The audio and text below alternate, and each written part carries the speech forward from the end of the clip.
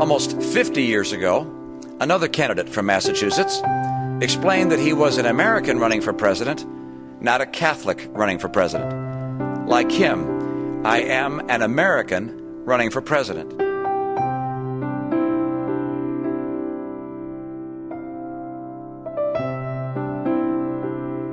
I believe in my Mormon faith, and I endeavor to live by it. My faith is the faith of my fathers. I will be true to them and to my beliefs.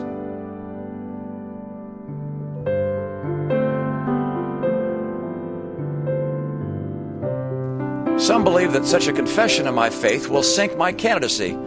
If they're right, so be it.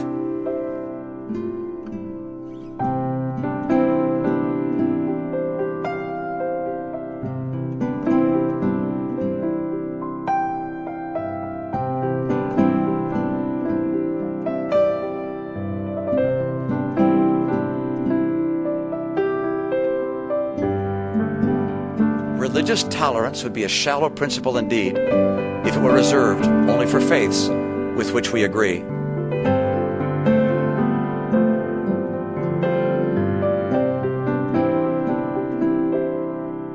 No candidate should become the spokesman for his faith, for if he becomes president, he will need the prayers of the people of all faiths.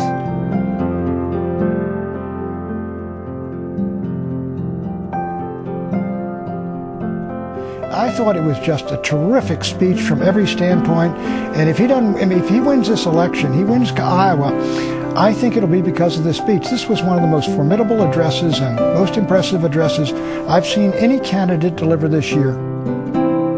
It's important to recognize that while differences in theology exist between the churches in America, we share a common creed of moral convictions. And where the affairs of our nation are concerned, it's usually a sound rule to focus on the latter, on the great moral principles that urge us all on a common course.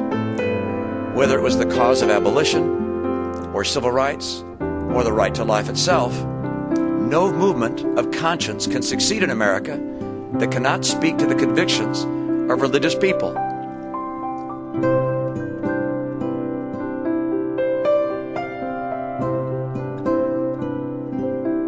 Our greatness would not long endure without judges who respect the foundation of faith upon which our Constitution rests. I will take care to separate the affairs of government from any religion, but I will not separate us from the God who gave us liberty.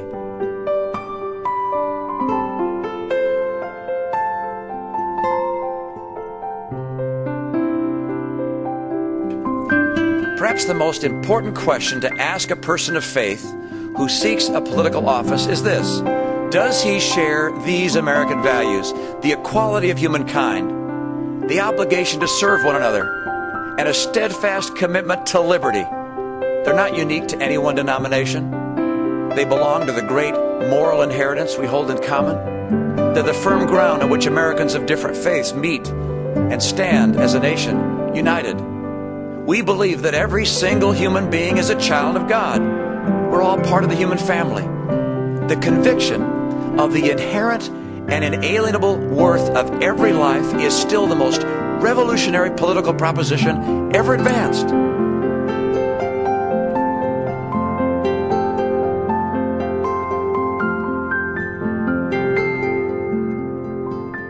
Recall the early days of the First Continental Congress in Philadelphia.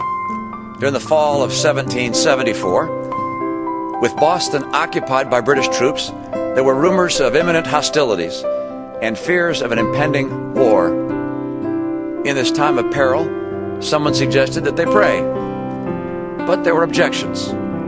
They were too divided in religious sentiments, what with Episcopalians and Quakers, Anabaptists and Congregationalists, Presbyterians and Catholics.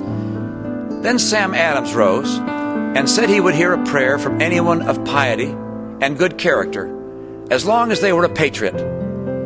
And so together they prayed, and together they fought, and together, by the grace of God, they founded this great nation. This is an outstanding political speech, I'll tell you.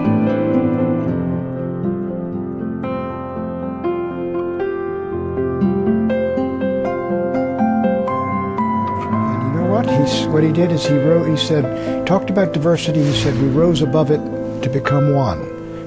We are diverse and we became one. That is what America is all about, e pluribus unum. He moved it to the one. That was a very patriotic sentiment. It was just beautifully stated, and I'll tell you, it was very moving.